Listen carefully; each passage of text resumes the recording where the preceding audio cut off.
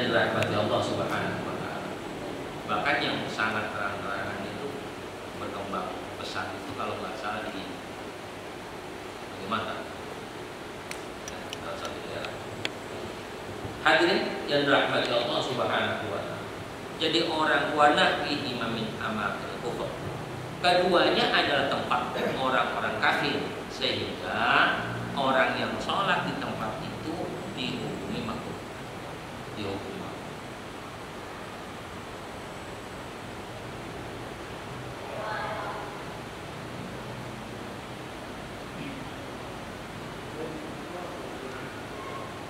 Tukrahu sholatu fiha indal jumhur mutlaqah.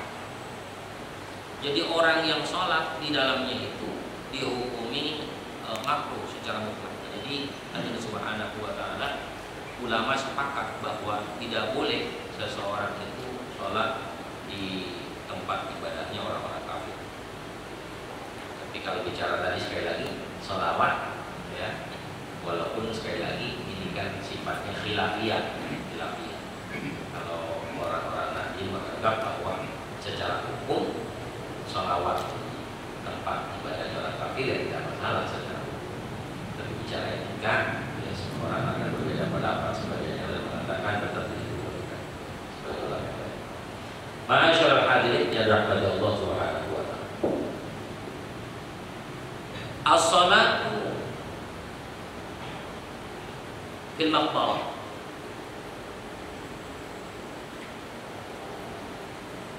Sholat fil maqbarah, di pemakaman maqbarah. Jadi kober itu bahasa Arab sebetulnya. Kober itu apa? Bahasa Arab. Di maqbarah kober. Dan subhanahu wa ta'ala kubur kober. Dia mengatakan kalau orang kober itu ya ahli kubur.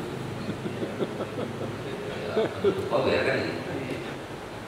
Cuman kalau dibilang itu dia marah juga. Kalau bahasa Arab ya gitu. Ma'asyiral hadirin yang dirahmati Allah Subhanahu wa taala.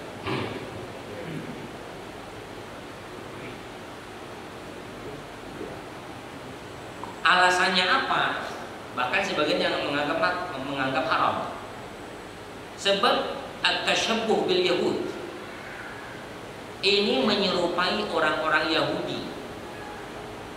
Ya, hadirin rahmati Allah. Ini menyerupai orang-orang Yahudi, sehingga ada orang berpendapat. Ini pendapat.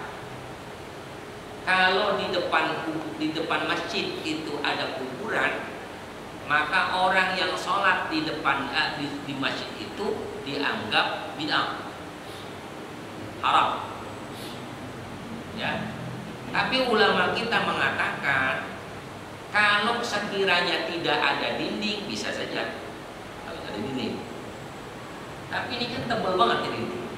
Kalau misalkan ada kuburan di situ, jadi nggak ada masalah Allah Subhanahu wa taala.